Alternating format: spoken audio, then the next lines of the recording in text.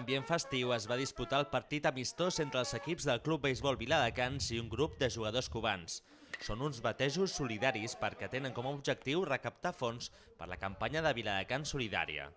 I és un acte més que ajuda a aconseguir l'objectiu de donar suport a una entitat, en aquest cas Nou Camins, que aconseguirà el seu objectiu de fer una pressa.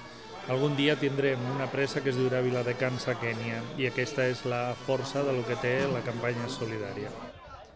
A l'acte participa l'Associació Cubanos en Catalunya, que va amenitzar el partit amb menjar i beguda típica del país caribeny.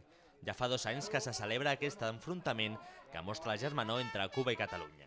Yo creo que lo importante es el encuentro, el intercambio deportivo. Creo que ese es el saldo más positivo que se puede quedar independientemente de los resultados finales. Nosotros pensamos que Viladecans aquí no tiene que hacer nada contra nosotros, porque nosotros seguramente le vamos a ganar. Estamos 7-3, pero ellos, aunque ellos entrenan todos los días y nosotros no, pero le vamos a ganar de todas formas.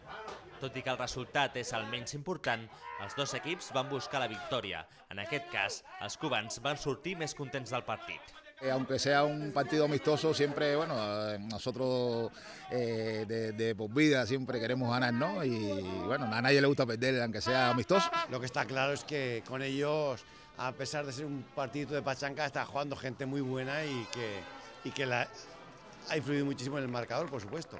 El partit també va servir per retre un homenatge a Francisco Despeny, que després de 3 anys deixa d'entrenar al Club Beisbol Viladecans. Miguel Catalán li pren el relleu al capdavant de l'equip aurinegre.